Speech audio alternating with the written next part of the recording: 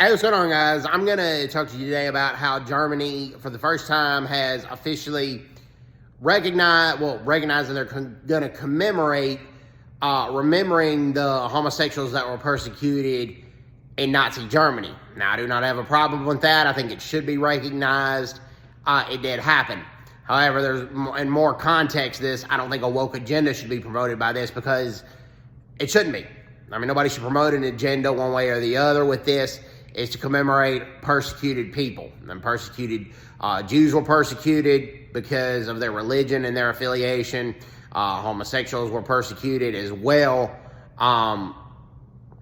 Baptist ministers and Catholic priests that didn't agree with the Holocaust, or Protestant ministers and Catholic priests that didn't agree with the Holocaust and spoke out openly against it, were persecuted as well. Now let's talk about why homosexuals were persecuted in Nazi Germany.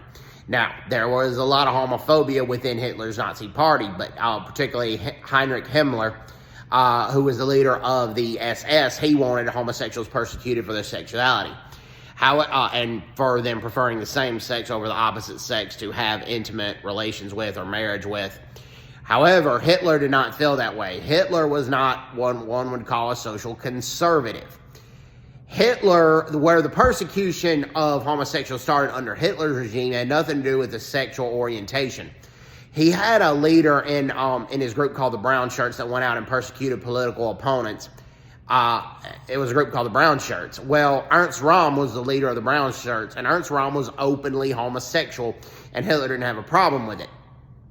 Where Hitler started having a problem with it is because Ernst Rohm was saying that he should be the leader of Nazi Germany. And after those comments, Hitler was paranoid that Ernst Rohm and his homosexual followers were out to overthrow him and out to get him.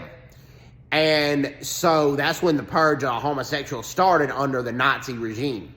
When Heinrich Himmler wanted gays or homosexuals purged because of their sexuality, when Heinrich Himmler wanted gays, lesbians, and homosexuals, bisexuals, when he wanted them persecuted for their sexuality, before Ernst Rohm said what he said, Hitler refused. Hitler did not care what really went on in the privacy of one's bedroom.